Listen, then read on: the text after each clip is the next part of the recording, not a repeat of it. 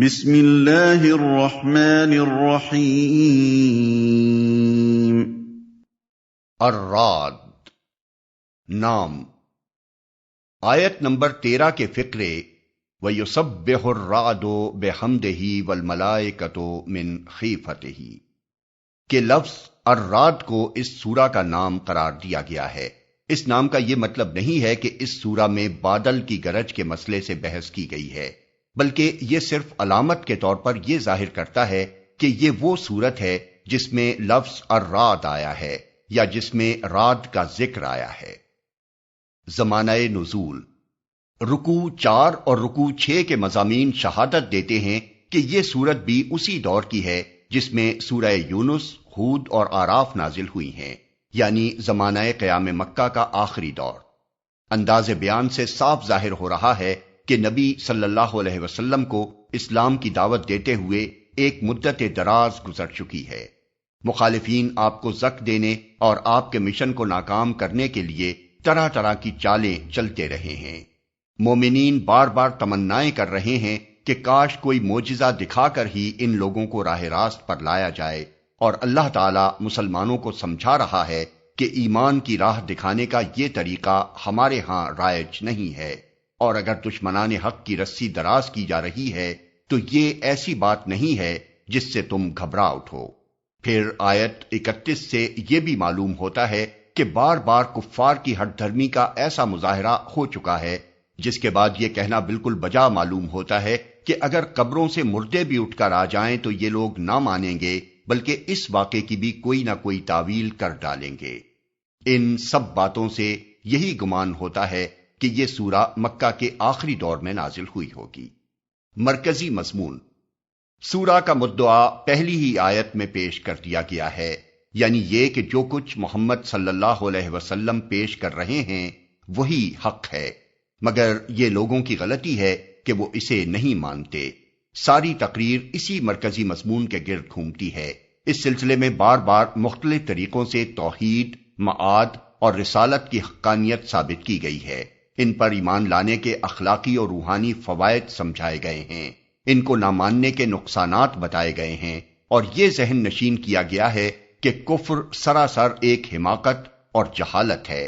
پھر چونکہ اس سارے بیان کا مقصد محض دماغوں کو مطمئن کرنا ہی نہیں، دلوں کو ایمان کی طرف کھینچنا بھی ہے، اس لیے نرے منطقی استدلال سے کام نہیں لیا گیا ہے، بلکہ ایک ایک دلیل اور ایک ایک شہادت کو پیش کرنے کے بعد ٹھہر کر طرح طرح سے تخویف، ترغیب، ترغیب اور مشفقانہ تلقین کی گئی ہے تاکہ نادان لوگ اپنی گمراہانہ ہٹ دھرمی سے باز آ جائیں۔ دوران تقریر میں جگہ جگہ مخالفین کے اعتراضات کا ذکر کیے بغیر ان کے جوابات دیے گئے ہیں اور ان شبہات کو رفع کیا گیا ہے جو محمد صلی اللہ علیہ وسلم کی دعوت کے متعلق لوگوں کے دلوں میں پائے جاتے تھے یا مخالفین کی طرف سے ڈالے جاتے تھے۔ اس کے ساتھ اہل ایمان کو بھی جو کئی برس کی طویل اور سخت جد و جہد کی وجہ سے تھکے جا رہے تھے اور بے چینی کے ساتھ غیبی امداد کے منتظر تھے، تسلی دی گئی ہے۔ بسم اللہ الرحمن الرحیم۔ شروع اللہ کے نام سے جو رحمان و رحیم ہے۔ الف لام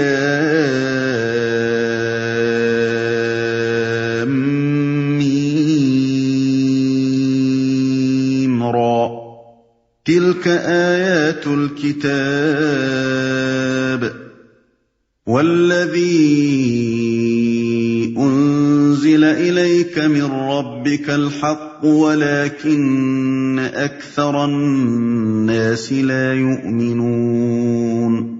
الف لام میم را، یہ کتاب الہی کی آیات ہیں، اور جو کچھ تمہارے رب کی طرف سے تم پر نازل کیا گیا ہے وہ عین حق ہے، مگر تمہاری قوم کے اکثر لوگ مان نہیں رہے ہیں۔ یہ اس سورے کی تمہید ہے جس میں مقصود کلام کو چند لفظوں میں بیان کر دیا گیا ہے۔ روح سخن نبی صلی اللہ علیہ وسلم کی طرف ہے، اور آپ کو خطاب کرتے ہوئے اللہ تعالیٰ فرماتا ہے کہ اے نبی، تمہاری قوم کے اکثر لوگ اس تعلیم کو قبول کرنے سے انکار کر رہے ہیں، مگر واقعہ یہ ہے کہ اسے ہم نے تم پر نازل کیا ہے اور یہی حق ہے، خواہ لوگ اسے مانیں یا نہ مانیں۔ اس مختصر سی تمہید کے بعد اصل تقریر شروع ہو جاتی ہے، جس میں منکرین کو یہ سمجھانے کی کوشش کی گئی ہے کہ یہ تعلیم کیوں حق ہے اور اس کے بارے میں ان کا رویہ کس قدر غلط ہے۔ اس تقریر کو سمجھنے کے لیے ابتدا ہی سے یہ پیش نظر رہنا ضروری ہے کہ نبی صلی اللہ علیہ وسلم اس وقت جس چیز کی طرف لوگوں کو دعوت دے رہے تھے وہ 3 بنیادی باتوں پر مشتمل تھی۔ ایک یہ کہ خدائی پوری کی پوری اللہ کی ہے، اس لیے اس کے سوا کوئی بندگی و عبادت کا مستحق نہیں ہے۔ دوسرے یہ کہ زندگی کے بعد ایک دوسری زندگی ہے جس میں تم کو اپنے اعمال کی جواب دہی کرنی ہوگی۔ تیسرے یہ کہ میں اللہ کا رسول ہوں اور جو کچھ پیش کر رہا ہوں اپنی طرف سے نہیں بلکہ خدا کی طرف سے پیش کر رہا ہوں۔ یہی 3 باتیں ہیں جنہیں ماننے سے لوگ انکار کر رہے تھے۔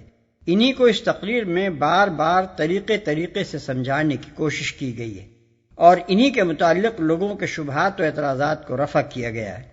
اللہ الذی رفع السماوات بغیر عمد ترونها ثم استوى على العرش وسخر الشمس والقمر كل يجري لأجل مسمى يدبر الأمر يفصل الآيات لعلكم بلقاء ربكم توقنون۔ وہ اللہ ہی ہے جس نے آسمانوں کو ایسے سہاروں کے بغیر قائم کیا جو تم کو نظر آتے ہوں، پھر وہ اپنے تخت سلطنت پر جلوہ فرما ہوا اور اس نے آفتاب و مہتاب کو ایک قانون کا پابند بنایا۔ اس سارے نظام کی ہر چیز ایک وقت مقرر تک کے لیے چل رہی ہے اور اللہ ہی اس سارے کام کی تدبیر فرما رہا ہے۔ وہ نشانیاں کھول کھول کر بیان کرتا ہے شاید کہ تم اپنے رب کی ملاقات کا یقین کرو۔ ایسے سہاروں کے بغیر قائم کیا جو تم کو نظر آتے ہوں۔ بالفاظ دیگر آسمانوں کو غیر محسوس اور غیر مرئی سہاروں پر قائم کیا۔ بظاہر کوئی چیز فضائے بسیط میں ایسی نہیں ہے جو ان بے حد و حساب اجرام فلکی کو تھامے ہوئے ہو، مگر ایک غیر محسوس طاقت ایسی ہے جو ہر ایک کو اس کے مقام و مدار پر روکے ہوئے ہے اور ان عظیم الشان اجسام کو زمین پر یا ایک دوسرے پر گرنے نہیں دیتی۔ پھر وہ اپنے تخت سلطنت پر جلوہ فرما ہوا۔ اس کی تشریح میں اتنا اشارہ کافی ہے کہ عرش یعنی سلطنت کائنات کے مرکز پر اللہ تعالیٰ کی جلوہ فرمائی کو جگہ جگہ قرآن میں جس غرض کے لیے بیان کیا گیا ہے وہ یہ ہے کہ اللہ نے اس کائنات کو صرف پیدا ہی نہیں کر دیا ہے بلکہ وہ آپ ہی سلطنت پر فرما روائی کر رہا ہے۔ یہ جہان ہست و بود کوئی خود بخود چلنے والا کارخانہ نہیں ہے جیسا کہ بہت سے جاہل خیال کرتے ہیں، اور نہ مختلف خداؤں کی آمادگاہ ہے جیسا کہ بہت سے دوسرے جاہل سمجھے بیٹھے ہیں، بلکہ یہ ایک باقاعدہ نظام ہے جسے اس کا پیدا کرنے والا خود چلا رہا ہے۔ اس نے آفتاب و مہتاب کو ایک قانون کا پابند بنایا۔ یہاں یہ امر ملحوظ رہنا چاہیے کہ مخاطب وہ قوم ہے جو اللہ کی ہستی کی منکر نہ تھی، نہ اس کے خالق ہونے کی منکر تھی، اور نہ یہ گمان رکھتی تھی کہ یہ سارے کام جو یہاں بیان کیے جا رہے ہیں اللہ کے سوا کسی اور کے ہیں۔ اس لیے بجائے خود اس بات پر دلیل لانے کی ضرورت نہ سمجھی گئی کہ واقعی اللہ ہی نے آسمانوں کو قائم کیا ہے اور اسی نے سورج اور چاند کو ایک ضابطے کا پابند بنایا ہے، بلکہ ان واقعات کو جنہیں مخاطب خود ہی مانتے تھے ایک دوسری بات پر دلیل قرار دیا گیا ہے، اور وہ یہ کہ اللہ کے سوا کوئی دوسرا اس نظام کائنات میں صاحب اقتدار نہیں ہے جو معبود قرار دیے جانے کا مستحق ہو۔ رہا یہ سوال کہ جو شخص سرے سے اللہ کی ہستی کا اور اس کے خالق و مدبر ہونے ہی کا قائل نہ ہو، اس کے مقابلے میں یہ استدلال کیسے مفید ہو سکتا ہے؟ تو اس کا جواب یہ ہے کہ اللہ تعالیٰ مشرکین کے مقابلے میں توحید کو ثابت کرنے کے لیے جو دلائل دیتا ہے وہی دلائل ملاحدہ کے مقابلے میں وجود باری کے اثبات کے لیے بھی کافی ہیں۔ توحید کا سارا استدلال اس بنیاد پر قائم ہے کہ زمین سے لے کر آسمانوں تک ساری کائنات ایک مکمل نظام ہے، اور یہ پورا نظام ایک زبردست قانون کے تحت چل رہا ہے جس میں ہر طرف ایک ہمگیر اقتدار، ایک بے عیب حکمت اور بے خطا علم کے آثار نظر آتے ہیں۔ یہ آثار جس طرح اس بات پر دلالت کرتے ہیں کہ اس نظام کے بہت سے فرمانروا نہیں ہیں، اسی طرح اس بات پر بھی دلالت کرتے ہیں کہ اس نظام کا ایک فرمانروا ہے۔ نظم کا تصور ایک ناظم کے بغیر قانون کا تصور ایک حکمران کے بغیر، حکمت کا تصور ایک حکیم کے بغیر، علم کا تصور ایک عالم کے بغیر، اور سب سے بڑھ کر یہ کہ خلق کا تصور ایک خالق کے بغیر صرف وہی شخص کر سکتا ہے جو ہٹ دھرم ہو یا پھر وہ جس کی عقل ماری گئی ہو۔ ہر چیز ایک وقت مقرر تک کے لیے چل رہی ہے۔ یعنی یہ نظام صرف اسی امر کی شہادت نہیں دے رہا ہے کہ ایک ہمگیر اقتدار اس پر فرما روا ہے اور ایک زبردست حکمت اس میں کام کر رہی ہے، بلکہ اس کے تمام اجزاء اور ان میں کام کرنے والی ساری قوتیں اس بات پر بھی گواہ ہیں کہ اس نظام کی کوئی چیز غیر فانی نہیں ہے۔ ہر چیز کے لیے ایک وقت مقرر ہے جس کے اختتام تک وہ چلتی ہے، اور جب اس کا وقت آن پورا ہوتا ہے تو مٹ جاتی ہے۔ یہ حقیقت جس طرح اس نظام کے ایک ایک جز کے معاملے میں صحیح ہے، اسی طرح اس پورے نظام کے بارے میں بھی صحیح ہے۔ اس عالم طبیعی کی مجموعی ساخت یہ بتا رہی ہے کہ یہ ابدی اور سرمدی نہیں ہے، اس کے لیے بھی کوئی وقت ضرور مقرر ہے جب یہ ختم ہو جائے گا اور اس کی جگہ کوئی دوسرا عالم برپا ہوگا۔ لہذا قیامت جس کے آنے کی خبر دی گئی ہے، اس کا آنا مستبعد نہیں بلکہ نہ آنا مستبعد ہے۔ وہ نشانیاں کھول کھول کر بیان کرتا ہے۔ یعنی اس امر کی نشانیاں کہ رسول خدا جن حقیقتوں کی خبر دے رہے ہیں وہ فی الواقع سچی حقیقتیں ہیں۔ کائنات میں ہر طرف ان پر گواہی دینے والے آثار موجود ہیں۔ اگر لوگ آنکھیں کھول کر دیکھیں تو انہیں نظر آ جائے کہ قرآن میں جن جن باتوں پر ایمان لانے کی دعوت دی گئی ہے، زمین و آسمان میں پھیلے ہوئے بے شمار نشانات ان کی تصدیق کر رہے ہیں۔ شاید کہ تم اپنے رب کی ملاقات کا یقین کرو۔ اوپر جن آثار کائنات کو گواہی میں پیش کیا گیا ہے، ان کی یہ شہادت تو بالکل ظاہر و باہر ہے کہ اس عالم کا خالق و مدبر ایک ہی ہے، لیکن یہ بات کہ موت کے بعد دوسری زندگی اور عدالت الہی میں انسان کی حاضری اور جزا و سزا کے متعلق رسول اللہ صلی اللہ علیہ وسلم نے جو خبریں دی ہیں ان کے برحق ہونے پر بھی یہی آثار شہادت دیتے ہیں، ذرا مخفی ہے اور زیادہ غور کرنے سے سمجھ میں آتی ہے۔ اس لیے پہلی حقیقت پر متنبع کرنے کی ضرورت نہ سمجھی گئی، کیونکہ سننے والا محض دلائل کو سن کر ہی سمجھ سکتا ہے کہ ان سے کیا ثابت ہوتا ہے۔ البتہ دوسری حقیقت پر خصوصیت کے ساتھ متنبع کیا گیا ہے کہ اپنے رب کی ملاقات کا یقین بھی تم کو انہی نشانیوں پر غور کرنے سے حاصل ہو سکتا ہے۔ مذکورہ نشانیوں سے آخرت کا ثبوت دو طرح سے ملتا ہے۔ ایک یہ کہ جب ہم آسمانوں کی ساخت اور شمس و قمر کی تسخیر پر غور کرتے ہیں تو ہمارا دل یہ شہادت دیتا ہے کہ جس خدا نے یہ عظیم الشان اجرام فلکی پیدا کیے ہیں اور جس کی قدرت اتنے بڑے بڑے کروں کو فضا میں گردش دے رہی ہے، اس کے لیے نوع انسانی کو موت کے بعد دوبارہ پیدا کر دینا کچھ بھی مشکل نہیں ہے۔ دوسرے یہ کہ اسی نظام فلکی سے ہم کو یہ شہادت بھی ملتی ہے کہ اس کا پیدا کرنے والا کمال درجے کا حکیم ہے، اور اس کی حکمت سے یہ بات بہت بعید معلوم ہوتی ہے کہ وہ نوع انسانی کو ایک ذی عقل و شعور اور صاحب اختیار و ارادہ مخلوق بنانے کے بعد اور اپنی زمین کی بے شمار چیزوں پر تصرف کی قدرت عطا کرنے کے بعد اس کے کارنامہ زندگی کا حساب نہ لے، اس کے ظالموں سے باز پرس اور اس کے مظلوموں کی دادرسی نہ کرے، اس کے نیکوکاروں کو جزا اور اس کے بدکاروں کو سزا نہ دے، اور اس سے کبھی یہ پوچھے ہی نہیں کہ جو بیش قیمت امانتیں میں نے تیرے سپرد کی تھی ان کے ساتھ تو نے کیا معاملہ کیا۔ ایک اندھا راجہ تو بے شک اپنی سلطنت کے معاملات اپنے کارپردازوں کے حوالے کر کے خواب غفلت میں سرشار ہو سکتا ہے، لیکن ایک حکیم و دانا سے اس غلط بخشی اور تغافل کشی کی توقع نہیں کی جا سکتی۔ اس طرح آسمانوں کا مشاہدہ ہم کو نہ صرف آخرت کے امکان کا قائل کرتا ہے بلکہ اس کے وقوع کا یقین بھی دلاتا ہے۔ وَهُوَ الَّذِي مَدَّ الْأَرْضَ وَجَعَلَ فِيهَا رَوَاسِيَ وَأَنْهَارًا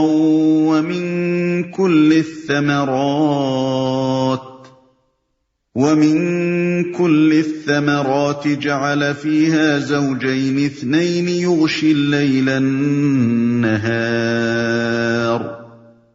إِنَّ فِي ذَلِكَ لَآيَاتٍ لِقَوْمٍ يَتَفَكَّرُونَ۔ اور وہی ہے جس نے یہ زمین پھیلا رکھی ہے، اس میں پہاڑوں کے کھونٹے گاڑ رکھے ہیں اور دریا بہا دیے ہیں، اسی نے ہر طرح کے پھلوں کے جوڑے پیدا کیے ہیں، اور وہی دن پر رات طاری کرتا ہے۔ ان ساری چیزوں میں بڑی نشانیاں ہیں ان لوگوں کے لیے جو غور و فکر سے کام لیتے ہیں، اور وہی دن پر رات طاری کرتا ہے۔ اجرام فلکی کے بعد عالم ارضی کی طرف توجہ دلائی جاتی ہے، اور یہاں بھی خدا کی قدرت اور حکمت کے نشانات سے انہی دونوں حقیقتوں یعنی توحید اور آخرت پر استشہاد کیا گیا ہے، جن پر پچھلی آیات میں عالم سماوی کے آثار سے استشہاد کیا گیا تھا۔ ان دلائل کا خلاصہ یہ ہے: 1. اجرام فلکی کے ساتھ زمین کا تعلق، زمین کے ساتھ سورج اور چاند کا تعلق، زمین کی بے شمار مخلوقات کی ضرورتوں سے پہاڑوں اور دریاؤں کا تعلق، یہ ساری چیزیں اس بات پر کھلی شہادت دیتی ہیں کہ ان کو نہ تو الگ الگ خداؤں نے بنایا ہے اور نہ مختلف با اختیار خدا ان کا انتظام کر رہے ہیں۔ اگر ایسا ہوتا تو ان سب چیزوں میں باہم اتنی مناسبت اور ہم آہنگیاں اور موافقتیں نہ پیدا ہو سکتی تھیں اور نہ مسلسل قائم رہ سکتی تھیں۔ الگ الگ خداؤں کے لیے یہ کیسے ممکن تھا کہ وہ مل کر پوری کائنات کے لیے تخلیق و تدبیر کا ایسا منصوبہ بنا لیتے جس کی ہر چیز زمین سے لے کر آسمانوں تک ایک دوسرے کے ساتھ جوڑ کھاتی چلی جائے اور کبھی ان کی مصلحتوں کے درمیان تصادم واقع نہ ہونے پائے۔ 2. زمین کے اس عظیم الشان کرے کا فضائے بسیط میں معلق ہونا، اس کی سطح پر اتنے بڑے بڑے پہاڑوں کا ابھر آنا، اس کے سینے پر ایسے ایسے زبردست دریاؤں کا جاری ہونا، اس کی گود میں طرح طرح کے بے حد و حساب درختوں کا پھلنا اور پہم انتہائی باقاعدگی کے ساتھ رات اور دن کے حیرت انگیز آثار کا طاری ہونا، یہ سب چیزیں اس خدا کی قدرت پر گواہ ہیں جس نے انہیں پیدا کیا ہے۔ ایسے قادر مطلق کے متعلق یہ گمان کرنا کہ وہ انسان کو مرنے کے بعد دوبارہ زندگی عطا نہیں کر سکتا، عقل و دانش کی نہیں، حماقت و بلادت کی دلیل ہے۔ 3. زمین کی ساخت میں، اس پر پہاڑوں کی پیدائش میں، پہاڑوں سے دریاؤں کی روانی کا انتظام کرنے میں، پھلوں کی ہر قسم میں 2 طرح کے پھل پیدا کرنے میں، اور رات کے بعد دن اور دن کے بعد رات باقاعدگی کے ساتھ لانے میں جو بے شمار حکمتیں اور مصلحتیں پائی جاتی ہیں، وہ پکار پکار کر شہادت دے رہی ہیں کہ جس خدا نے تخلیق کا یہ نقشہ بنایا ہے وہ کمال درجے کا حکیم ہے۔ یہ ساری چیزیں خبر دیتی ہیں کہ یہ نہ تو کسی بے ارادہ طاقت کی کار فرمائی ہے اور نہ کسی کھلندڑے کا کھلونا، ان میں سے ہر چیز کے اندر ایک حکیم کی حکمت اور انتہائی بالغ حکمت کام کرتی نظر آتی ہے۔ یہ سب کچھ دیکھنے کے بعد صرف ایک نادان ہی ہو سکتا ہے جو یہ گمان کرے کہ زمین پر انسان کو پیدا کر کے اور اسے ایسی ہنگامہ آرائیوں کے مواقع دے کر وہ اس کو یوں ہی خاک میں گم کر دے گا۔ وَفِي الْأَرْضِ قِطَعٌ مُتَجَاوِرَاتٌ وَجَنَّاتٌ مِّنْ أَعْنَابٍ وَزَرْعٌ وَنَخِيلٌ صِنْوَانٌ وَغَيْرُ صِنْوَانٍ يُسْقَىٰ بِمَاءٍ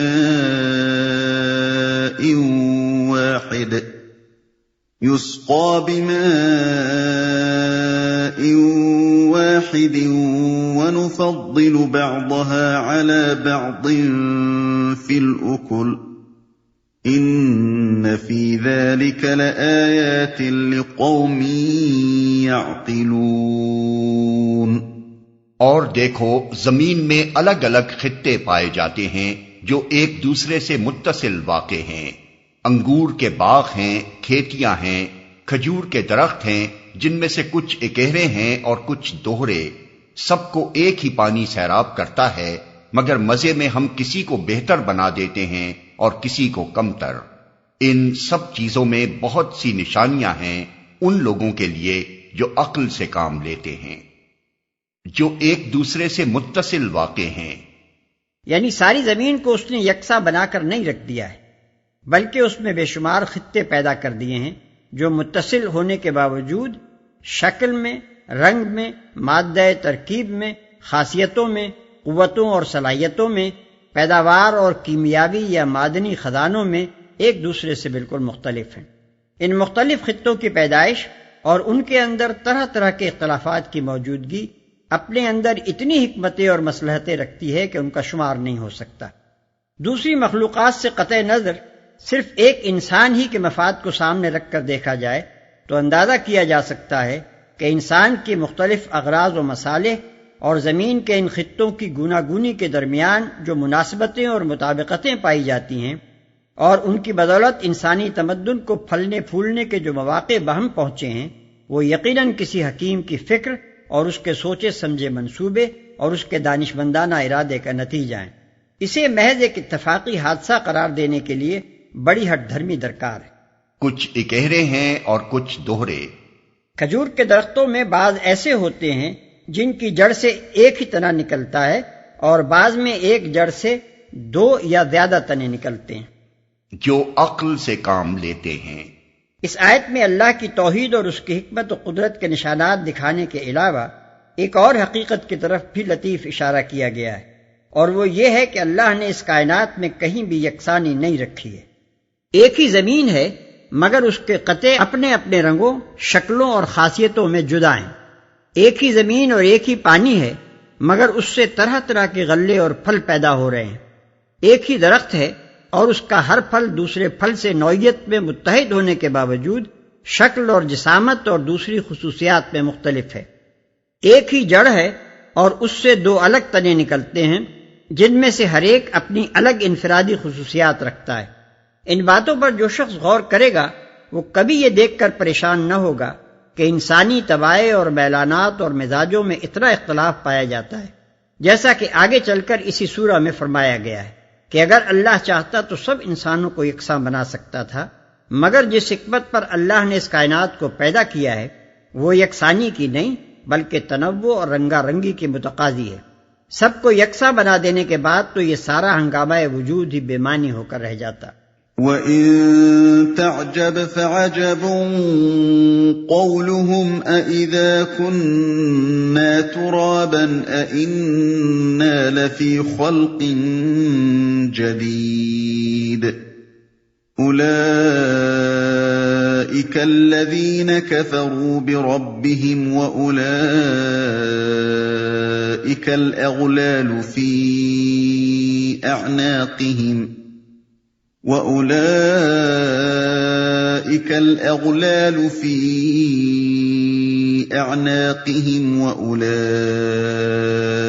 أصحاب النار هم فيها خالدون۔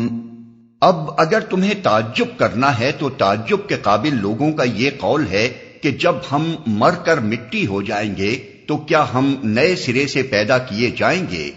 یہ وہ لوگ ہیں جنہوں نے اپنے رب سے کفر کیا ہے، یہ وہ لوگ ہیں جن کی گردنوں میں طوق پڑے ہوئے ہیں، یہ جہنمی ہیں اور جہنم میں ہمیشہ رہیں گے۔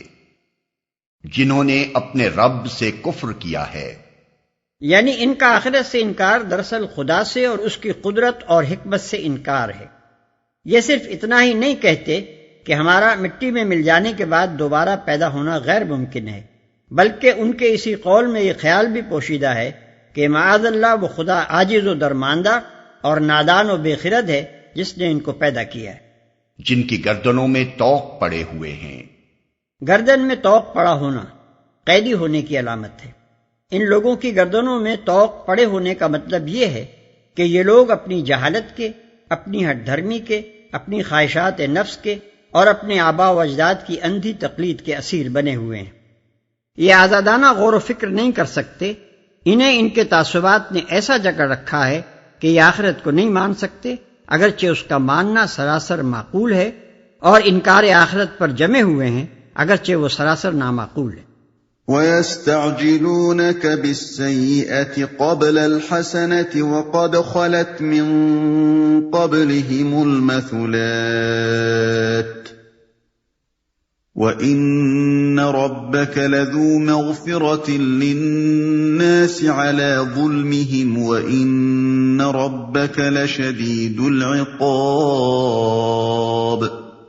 یہ لوگ بھلائی سے پہلے برائی کے لیے جلدی مچا رہے ہیں، حالانکہ ان سے پہلے جو لوگ اس روش پر چلے ہیں ان پر خدا کے عذاب کی عبرتناک مثالیں گزر چکی ہیں۔ حقیقت یہ ہے کہ تیرا رب لوگوں کی زیادتیوں کے باوجود ان کے ساتھ چشم پوشی سے کام لیتا ہے، اور یہ بھی حقیقت ہے کہ تیرا رب سخت سزا دینے والا ہے۔ بھلائی سے پہلے برائی کے لیے جلدی مچا رہے ہیں۔ کفار مکہ نبی صلی اللہ علیہ وسلم سے کہتے تھے کہ اگر تم واقعی نبی ہو اور تم دیکھ رہے ہو کہ ہم نے تم کو جھٹلا دیا ہے تو اب آخر ہم پر وہ عذاب آ کیوں نہیں جاتا جس کی تم ہمیں دھمکیاں دیتے ہو؟ اس کے آنے میں خواہ دیر کیوں لگ رہی ہے؟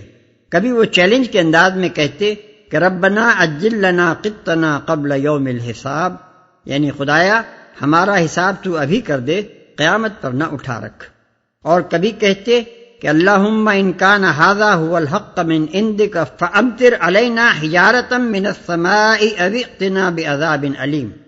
خدایا اگر یہ باتیں جو محمد پیش کر رہے ہیں حق ہیں اور تیری ہی طرف سے ہیں تو ہم پر آسمان سے پتھر برسا یا کوئی اور دردناک عذاب نازل کر دے۔ اس آیت میں کفار کی انہی باتوں کا جواب دیا گیا ہے کہ یہ نادان خیر سے پہلے شر مانگتے ہیں۔ اللہ کی طرف سے ان کو سنبھلنے کے لیے جو مہلت دی جا رہی ہے اس سے فائدہ اٹھانے کے بجائے مطالبہ کرتے ہیں کہ اس مہلت کو جلدی ختم کر دیا جائے اور ان کی باغیانہ روش پر فوراً گرفت کر ڈالی جائے۔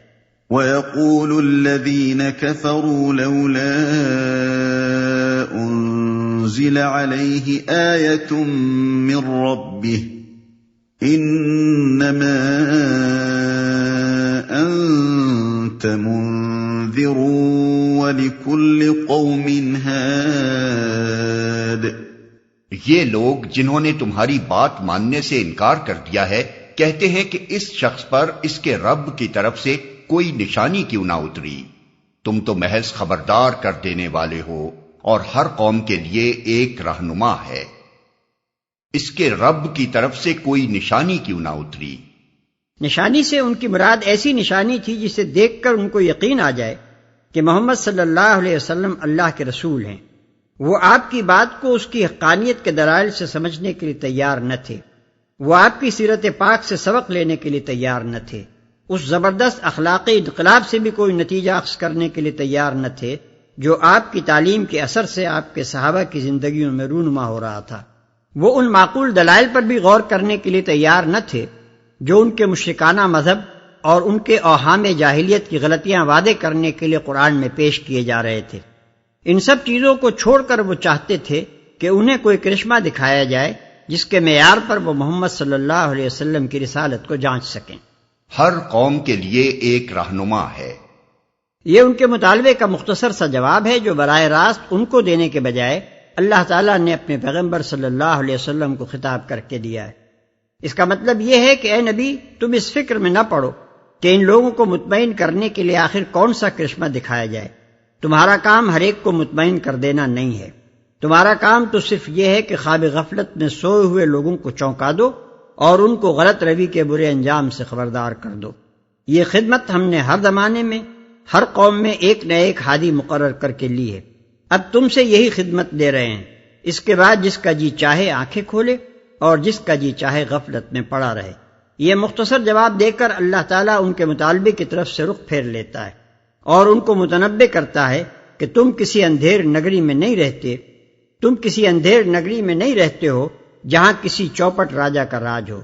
تمہارا واسطہ ایک ایسے خدا سے ہے جو تم میں سے ایک ایک شخص کو اس وقت سے جانتا ہے جبکہ تم اپنی ماؤں کے پیٹ میں بن رہے تھے، اور زندگی بھر تمہاری ایک ایک حرکت پر نگاہ رکھتا ہے۔ اس کے ہاں تمہاری قسمتوں کا فیصلہ ٹھیٹھ عدل کے ساتھ تمہارے اوصاف کے لحاظ سے ہوتا ہے، اور زمین و آسمان میں کوئی طاقت ایسی نہیں ہے جو اس کے فیصلوں پر اثر انداز ہو سکے۔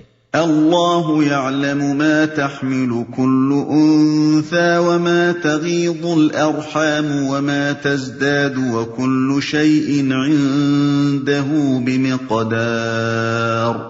اللہ ایک ایک حاملہ کے پیٹ سے واقف ہے، جو کچھ اس میں بنتا ہے اسے بھی وہ جانتا ہے، اور جو کچھ اس میں کمی یا بیشی ہوتی ہے اس سے بھی وہ باخبر رہتا ہے۔ ہر چیز کے لیے اس کے ہاں ایک مقدار مقرر ہے، اس سے بھی وہ باخبر رہتا ہے۔ اس سے مراد یہ ہے کہ ماؤں کے رحم میں بچے کے اعضاء اس کی قوتوں اور قابلیتوں اور اس کی صلاحیتوں اور استعدادوں میں جو کچھ کمی یا زیادتی ہوتی ہے اللہ کی براہ راست نگرانی میں ہوتی ہے۔ عالم الغیب والشہادۃ الکبیر المتعال، وہ پوشیدہ اور ظاہر ہر چیز کا عالم ہے، وہ بزرگ ہے اور ہر حال میں بالا تر رہنے والا ہے۔ سواء منکم من اسر القول ومن جہر به ومن هو مستخف باللیل وسارب بالنہار، تم میں سے کوئی شخص خواہ زور سے بات کرے یا آہستہ، اور کوئی رات کی تاریکی میں چھپا ہوا ہو یا دن کی روشنی میں چل رہا ہو، اس کے لیے سب یکساں ہیں۔ له معقبات من بين يديه ومن خلفه يحفظونه من امر الله ان الله لا يغير ما بقوم حتى يغيروا ما بانفسهم وَإِذَا أَرَادَ اللَّهُ بِقَوْمٍ سُوءًا فَلَا مَرَدَّ لَهُ وَمَا لَهُم مِّن دُونِهِ مِن وَالٍ۔ ہر شخص کے آگے اور پیچھے اس کے مقرر کیے ہوئے نگراں لگے ہوئے ہیں جو اللہ کے حکم سے اس کی دیکھ بھال کر رہے ہیں۔ حقیقت یہ ہے کہ اللہ کسی قوم کے حال کو نہیں بدلتا جب تک وہ خود اپنے اوصاف کو نہیں بدل دیتی، اور جب اللہ کسی قوم کی شامت لانے کا فیصلہ کر لے تو پھر وہ کسی کے ٹالے نہیں ٹل سکتی، نہ اللہ کے مقابلے میں ایسی قوم کا کوئی حامی و مددگار ہو سکتا ہے۔ اللہ کے حکم سے اس کی دیکھ بھال کر رہے ہیں۔ یعنی بات صرف اتنی ہی نہیں ہے کہ اللہ تعالیٰ ہر شخص کو ہر حال میں براہ راست خود دیکھ رہا ہے اور اس کی تمام حرکات و سکنات سے واقف ہے، بلکہ مزید برآں اللہ کے مقرر کیے ہوئے نگران کار بھی ہر شخص کے ساتھ لگے ہوئے ہیں اور اس کے پورے کارنامہ زندگی کا ریکارڈ محفوظ کرتے جاتے ہیں۔ اس حقیقت کو بیان کرنے سے مقصود یہ ہے کہ ایسے خدا کی خدائی میں جو لوگ یہ سمجھتے ہوئے زندگی بسر کرتے ہیں کہ انہیں شتر بے مہار کی طرح زمین پر چھوڑ دیا گیا ہے اور کوئی نہیں جس کے سامنے وہ اپنے نامہ اعمال کے لیے جواب دہ ہوں، وہ دراصل اپنی شامت آپ بلاتے ہیں۔ نہ اللہ کے مقابلے میں ایسی قوم کا کوئی حامی و مددگار ہو سکتا ہے۔ یعنی اس غلط فہمی میں بھی نہ رہو کہ اللہ کے ہاں کوئی پیر یا فقیر یا کوئی اگلا پچھلا بزرگ یا کوئی جن یا فرشتہ ایسا زور آور ہے کہ تم خواہ کچھ ہی کرتے رہو، وہ تمہاری نظروں اور نیازوں کی رشوت لے کر تمہیں تمہارے برے اعمال کی پاداش سے بچا لے گا۔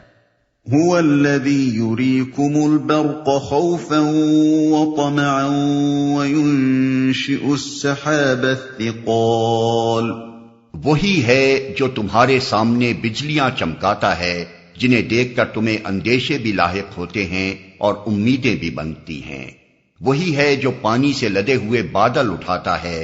وَيُسَبِّحُ الرَّعْدُ بِحَمْدِهِ وَالْمَلَائِكَةُ مِنْ خِيفَتِهِ وَيُرْسِلُ الصَّوَاعِقَ فَيُصِيبُ بِهَا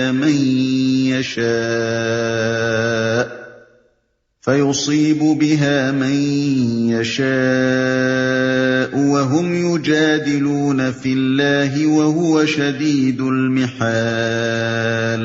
بادلوں کی گرج اس کی حمد کے ساتھ اس کی پاکی بیان کرتی ہے، اور فرشتے اس کی ہیبت سے لرزتے ہوئے اس کی تسبیح کرتے ہیں۔ وہ کڑکتی ہوئی بجلیوں کو بھیجتا ہے اور بسا اوقات انہیں جس پر چاہتا ہے عین اس حالت میں گرا دیتا ہے جبکہ لوگ اللہ کے بارے میں جھگڑ رہے ہوتے ہیں۔ فی الواقع اس کی چال بڑی زبردست ہے، اس کی پاکی بیان کرتی ہیں۔ یعنی بادلوں کی گرج یہ ظاہر کرتی ہے کہ جس خدا نے یہ ہوائیں چلائیں، یہ بھاپیں اٹھائیں، یہ کثیف بادل جمع کیے، اس بجلی کو بارش کا ذریعہ بنایا اور اس طرح زمین کی مخلوقات کے لیے پانی کی بہم رسانی کا انتظام کیا، وہ سبوح و قدوس ہے، اپنی حکمت اور قدرت میں کامل ہے، اپنی صفات میں بے عیب ہے اور اپنی خدائی میں لا شریک ہے۔ جانوروں کی طرح سننے والے تو ان بادلوں میں صرف گرج کی آواز ہی سنتے ہیں، مگر جو ہوش کے کان رکھتے ہیں وہ بادلوں کی زبان سے توحید کا یہ اعلان سنتے ہیں، اس کی تسبیح کرتے ہیں۔ یعنی اس کے پاس بے شمار حربے ہیں اور وہ جس وقت جس کے خلاف جس حربے سے چاہے ایسے طریقے سے کام لے سکتا ہے کہ چوٹ پڑنے سے ایک لمحہ پہلے بھی اسے خبر نہیں ہوتی کہ کدھر سے کب چوٹ پڑنے والی ہے۔ ایسی قادر مطلق ہستی کے بارے میں یوں بے سوچے سمجھے جو لوگ الٹی سیدھی باتیں کرتے ہیں، انہیں کون عقل مند کہہ سکتا ہے؟ اس کی چال بڑی زبردست ہے۔ پکارنے سے مراد اپنی حاجتوں میں مدد کے لیے پکارنا ہے، مطلب یہ کہ حاجت روائی و مشکل کشائی کے سارے اختیارات اسی کے ہاتھ میں ہیں، اس لیے صرف اسی سے دعائیں مانگنا برحق ہے۔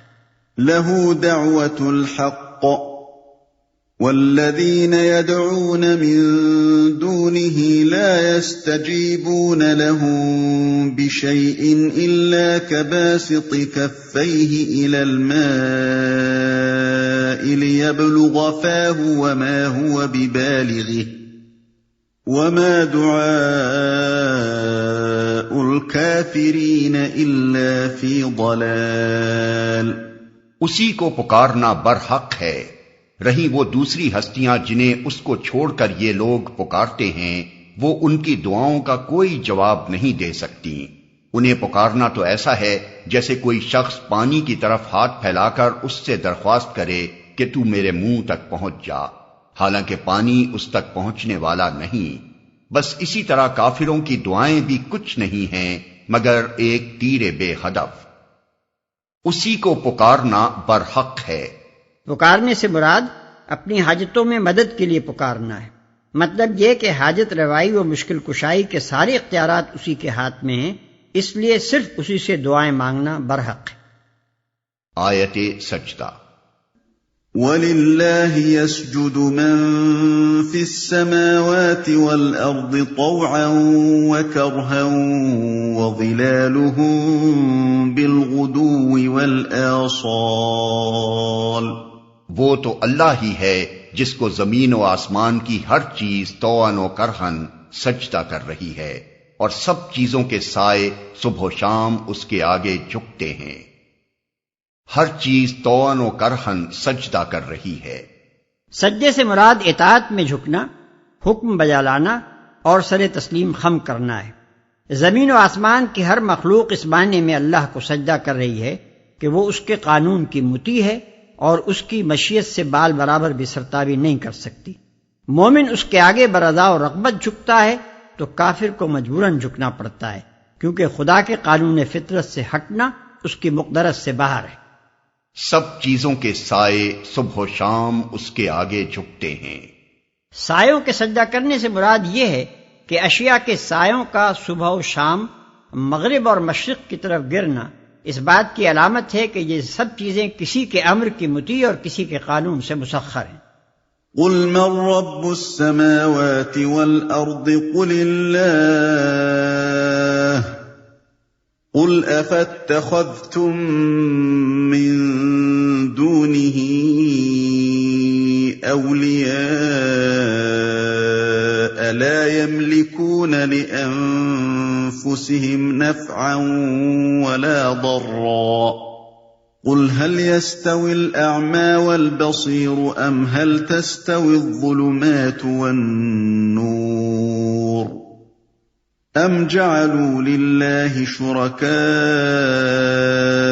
خلقوا كخلقه فتشابه الخلق عليهم قل الله خالق كل شيء وهو الواحد القهار۔ ان سے پوچھو آسمان و زمین کا رب کون ہے؟ کہو اللہ۔ پھر ان سے کہو جب حقیقت یہ ہے تو کیا تم نے اسے چھوڑ کر ایسے معبودوں کو اپنا کارساز ٹھہرا لیا جو خود اپنے لیے بھی کسی نفع و نقصان کا اختیار نہیں رکھتے؟ کہو کیا اندھا اور آنکھوں والا برابر ہوا کرتا ہے؟ کیا روشنی اور تاریکیاں یکساں ہوتی ہیں؟ اور اگر ایسا نہیں تو کیا ان کے ٹھہرائے ہوئے شریکوں نے بھی اللہ کی طرح کچھ پیدا کیا ہے کہ اس کی وجہ سے ان پر تخلیق کا معاملہ مشتبہ ہو گیا؟ کہو ہر چیز کا خالق صرف اللہ ہے اور وہ یکتا ہے، سب پر غالب۔ کہو اللہ۔ واضح رہے کہ وہ لوگ خود اس بات کے قائل تھے کہ زمین و آسمان کا رب اللہ ہے۔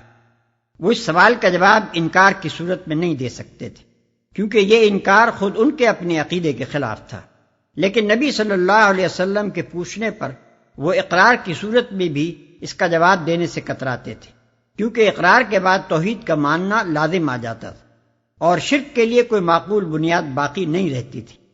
اس لیے اپنے موقف کی کمزوری محسوس کر کے وہ اس سوال کے جواب میں چپ ساتھ جاتے تھے۔ یہی وجہ ہے کہ قرآن میں جگہ جگہ اللہ تعالیٰ نبی صلی اللہ علیہ وسلم سے فرماتا ہے کہ ان سے پوچھو زمین و آسمان کا خالق کون ہے، کائنات کا رب کون ہے، تم کو رزق دینے والا کون ہے؟ پھر حکم دیتا ہے کہ تم خود کہو کہ اللہ، اور اس کے بعد یوں استدلال کرتا ہے کہ جب یہ سارے کام اللہ کے ہیں تو آخر یہ دوسرے کون ہیں جن کی تم بندگی کیے جا رہے ہو؟ کیا اندھا اور آنکھوں والا برابر ہوا کرتا ہے؟ اندھے سے مراد وہ شخص ہے جس کے آگے کائنات میں ہر طرف اللہ کی وحدانیت کے آثار و شواہد پھیلے ہوئے ہیں، مگر وہ ان میں سے کسی چیز کو بھی نہیں دیکھ رہا ہے۔ اور آنکھوں والے سے مراد وہ ہے جس کے لیے کائنات کے ذرے ذرے اور پتے پتے میں معرفت کردگار کے دفتر کھلے ہوئے ہیں۔ اللہ تعالیٰ کے سوال کا مطلب یہ ہے کہ عقل کے اندھو، اگر تمہیں کچھ نہیں سوچتا تو آخر چشم بینا رکھنے والا اپنی آنکھیں کیسے پھوڑ لے؟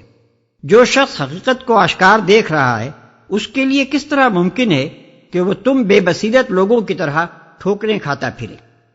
کیا روشنی اور تاریکیاں یکساں ہوتی ہیں؟ روشنی سے مراد علم حق کی وہ روشنی ہے جو نبی صلی اللہ علیہ وسلم اور آپ کے متبعین کو حاصل تھی، اور تاریکیوں سے مراد جہالت کی وہ تاریکیاں ہیں جن میں منکرین بھٹک رہے تھے۔ سوال کا مطلب یہ ہے کہ جس کو روشنی مل چکی ہے وہ کس طرح اپنی شمع بجھا کر اندھیروں میں ٹھوکریں کھانا قبول کر سکتا ہے؟ تم اگر نور کے قدر شناس نہیں ہو تو نہ صحیح، لیکن جس نے اسے پا لیا ہے، جو نور و ظلمت کے فرق کو جان چکا ہے، جو دن کے اجالے میں سیدھا راستہ صاف دیکھ رہا ہے، وہ روشنی کو چھوڑ کر تاریکیوں میں بھٹکتے پھرنے کے لیے کیسے آمادہ ہو سکتا ہے؟ اس کی وجہ سے ان پر تخلیق کا معاملہ مشتبہ ہو گیا۔ اس سوال کا مطلب یہ ہے کہ اگر دنیا میں کچھ چیزیں اللہ تعالیٰ نے پیدا کی ہوتی ہیں اور کچھ دوسروں نے، اور یہ معلوم کرنا مشکل ہوتا کہ خدا کا تخلیقی کام کون سا ہے اور دوسروں کا کون سا، تب تو واقعی شرک کے لیے کوئی معقول بنیاد ہو سکتی تھی۔ لیکن جب یہ مشرکین خود مانتے ہیں کہ ان کے معبودوں میں سے کسی نے ایک تنکا اور ایک بال تک پیدا نہیں کیا ہے، اور جب انہیں خود تسلیم ہے کہ خلق میں ان جعلی خداؤں کا ذرہ برابر بھی کوئی حصہ نہیں ہے، تو پھر یہ جعلی معبود خالق کے اختیارات اور اس کے حقوق میں آخر کس بنا پر شریک ٹھہرا لیے گئے ہیں؟ سب پر غالب۔ اصل میں لفظ قہار استعمال ہوا ہے، جس کے معنی ہیں وہ ہستی جو اپنے زور سے سب پر حکم چلائے اور سب کو مغلوب کر کے رکھے۔ یہ بات کہ اللہ ہی ہر چیز کا خالق ہے مشرکین کی اپنی تسلیم کردہ حقیقت ہے جس سے انہیں کبھی انکار نہ تھا، اور یہ بات کہ وہ یکتا اور قہار ہے اس تسلیم شدہ حقیقت کا لازمی نتیجہ ہے جس سے انکار کرنا پہلی حقیقت کو مان لینے کے بعد کسی صاحب عقل کے لیے ممکن نہیں ہے، اس لیے کہ جو ہر چیز کا خالق ہے وہ لامحالہ یکتا و یگانہ ہے، کیونکہ دوسری جو چیز بھی ہے وہ اسی کی مخلوق ہے۔ پھر بھلا یہ کیسے ہو سکتا ہے کہ کوئی مخلوق اپنے خالق کی ذات یا صفات یا اختیارات یا حقوق میں اس کی شریک ہو؟ اسی طرح وہ لامحالہ قہار بھی ہے، کیونکہ مخلوق کا اپنے خالق سے مغلوب ہو کر رہنا عین تصور مخلوقیت میں شامل ہے۔ غلبہ کامل اگر خالق کو حاصل نہ ہو تو وہ خلق ہی کیسے کر سکتا ہے؟ بس جو شخص اللہ کو خالق مانتا ہو اس کے لیے ان دو خالص عقلی و منطقی نتیجوں سے انکار کرنا ممکن نہیں رہتا، اور اس کے بعد یہ بات سراسر غیر معقول ٹھہرتی ہے کہ کوئی شخص خالق کو چھوڑ کر مخلوق کی بندگی کرے اور غالب کو چھوڑ کر مغلوب کو مشکل کشائی کے لیے پکارے۔ انزل من السماء ماء فسالت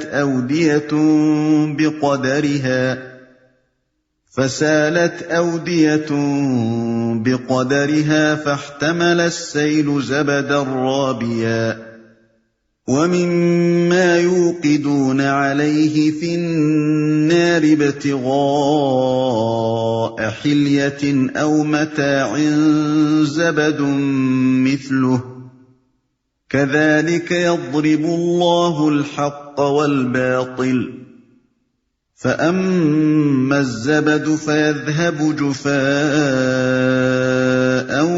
وأما ما ينفع الناس فيمكث في الأرض كذلك يضرب الله الأمثال۔ اللہ نے آسمان سے پانی برسایا اور ہر ندی نالا اپنے ظرف کے مطابق اسے لے کر چل نکلا، پھر جب سیلاب اٹھا تو سطح پر جھاگ بھی آ گئے، اور ایسے ہی جھاگ ان دھاتوں پر بھی اٹھتے ہیں جنہیں زیور اور برتن وغیرہ بنانے کے لیے لوگ پگھلایا کرتے ہیں۔ اسی مثال سے اللہ حق اور باطل کے معاملے کو واضح کرتا ہے۔ جو جھاگ ہے وہ اڑ جایا کرتا ہے، اور جو چیز انسانوں کے لیے نافع ہے وہ زمین میں ٹھہر جاتی ہے۔ اس طرح اللہ مثالوں سے اپنی بات سمجھاتا ہے۔ تو سطح پر جھاگ بھی آ گئے۔ اس تمثیل میں اس علم کو جو نبی صلی اللہ علیہ وسلم پر وحی کے ذریعے سے نازل کیا گیا تھا آسمانی بارش سے تشبیہ دی گئی، اور ایمان لانے والے سلیم الفطرت لوگوں کو ان ندی نالوں کے مانند ٹھہرایا گیا ہے جو اپنے اپنے ظرف کے مطابق باران رحمت سے بھرپور ہو کر رواں دواں ہو جاتے ہیں، اور اس ہنگامہ و شورش کو جو تحریک اسلامی کے خلاف منکرین و مخالفین نے برپا کر رکھی تھی، اس جھاگ اور اس خس و خاشاک سے تشبیہ دی گئی ہے جو ہمیشہ سیلاب کے اٹھتے ہی سطح پر اپنی اچھل کود دکھانی شروع کر دیتا ہے۔ زیور اور برتن وغیرہ بنانے کے لیے لوگ پگھلایا کرتے ہیں، یعنی بھٹی جس کام کے لیے گرم کی جاتی ہے وہ تو ہے خالص دھات کو تپا کر کارآمد بنانا، مگر یہ کام جب بھی کیا جاتا ہے میل کچیل ضرور ابھر آتا ہے، اور اس شان سے چرخ کھاتا ہے کہ کچھ دیر تک سطح پر بس وہی وہ نظر آتا رہتا ہے۔ للذین استجابوا لربهم الحسنى والذین لم يستجیبوا له لو ان لهم ما في الارض جميعا ومثله معه لافتدوا به اولئک لهم سوء الحساب ومأواهم جہنم وبئس المہاد۔ جن لوگوں نے اپنے رب کی دعوت قبول کر لی ان کے لیے بھلائی ہے، اور جنہوں نے اسے قبول نہ کیا وہ اگر زمین کی ساری دولت کے بھی مالک ہوں اور اتنی ہی اور فراہم کر لیں تو وہ خدا کی پکڑ سے بچنے کے لیے اس سب کو فدیہ میں دے ڈالنے پر تیار ہو جائیں گے۔ یہ وہ لوگ ہیں جن سے بری طرح حساب لیا جائے گا، اور ان کا ٹھکانہ جہنم ہے، بہت ہی برا ٹھکانہ۔ اس سب کو فدیہ میں دے ڈالنے پر تیار ہو جائیں گے، یعنی اس وقت ان پر ایسی مصیبت پڑے گی کہ وہ اپنی جان چھڑانے کے لیے دنیا و مافیہا کی دولت دے ڈالنے میں بھی تأمل نہ کریں گے، جن سے بری طرح حساب لیا جائے گا۔ بری حساب فہمی یا سخت حساب فہمی سے مطلب یہ ہے کہ آدمی کی کسی خطا اور کسی لغزش کو معاف نہ کیا جائے، کوئی قصور جو اس نے کیا ہو مواخذے کے بغیر نہ چھوڑا جائے۔ قرآن ہمیں بتاتا ہے کہ اللہ تعالیٰ اس طرح کا محاسبہ اپنے ان بندوں سے کرے گا جو اس کے باغی بن کر دنیا میں رہے ہیں، بخلاف اس کے جنہوں نے اپنے خدا سے وفاداری کی ہے اور اس کے مطیع فرمان بن کر رہے ہیں، ان سے حساب یسیر یعنی ہلکا حساب لیا جائے گا، ان کی خدمات کے مقابلے میں ان کی خطاؤں سے درگزر کیا جائے گا، اور ان کے مجموعی طرز عمل کی بھلائی کو ملحوظ رکھ کر ان کی بہت سی کوتاہیوں سے صرف نظر کر لیا جائے گا۔ اس کی مزید توضیح اس حدیث سے ہوتی ہے جو حضرت عائشہ صدیقہ رضی اللہ عنہا سے ابو داؤد میں مروی ہے۔ حضرت عائشہ صدیقہ فرماتی ہیں کہ میں نے عرض کیا یا رسول اللہ صلی اللہ علیہ وسلم، میرے نزدیک کتاب اللہ کی سب سے زیادہ خوفناک آیت وہ ہے جس میں ارشاد ہوا ہے کہ من یعمل سوءا یجزا بہ، جو شخص کوئی برائی کرے گا وہ اس کی سزا پائے گا۔ اس پر حضور صلی اللہ علیہ وسلم نے فرمایا، عائشہ کیا تمہیں معلوم نہیں کہ خدا کے مطیع فرمان بندے کو دنیا میں جو تکلیف بھی پہنچتی ہے، حتیٰ کہ اگر کوئی کانٹا بھی اس کو چبھتا ہے تو اللہ اسے اس کے کسی نہ کسی قصور کی سزا قرار دے کر دنیا ہی میں اس کا حساب صاف کر دیتا ہے، آخرت میں تو جس سے بھی محاسبہ ہوگا وہ سزا پا کر رہے گا۔ حضرت عائشہ صدیقہ نے عرض کیا، پھر اللہ تعالیٰ کے اس ارشاد کا مطلب کیا ہے کہ فَأَمَّا مَنْ أُوتِيَ كِتَابَهُ بِيَمِينِهِ فَسَوْفَ يُحَاسَبُ حِسَابًا يَسِيرًا، یعنی جس کا نامہ اعمال اس کے سیدھے ہاتھ میں دیا جائے گا اس سے ہلکا حساب لیا جائے گا۔ حضور صلی اللہ علیہ وسلم نے جواب دیا، اس سے مراد ہے پیشی، یعنی اس کی بھلائیوں کے ساتھ اس کی برائیاں بھی اللہ تعالیٰ کے سامنے پیش ضرور ہوں گی، مگر جس سے باز پرس ہوئی وہ تو بس سمجھ لو کہ مارا گیا۔ اس کی مثال ایسی ہے جیسے ایک شخص اپنے وفادار اور فرمانبردار ملازم کی چھوٹی چھوٹی خطاؤں پر کبھی سخت گرفت نہیں کرتا، بلکہ اس کے بڑے بڑے قصوروں کو بھی اس کی خدمات کے پیش نظر معاف کر دیتا ہے۔ لیکن اگر کسی ملازم کی غداری و خیانت ثابت ہو جائے تو اس کی کوئی خدمت قابل لحاظ نہیں رہتی، اور اس کے چھوٹے بڑے سب قصور شمار میں آ جاتے ہیں۔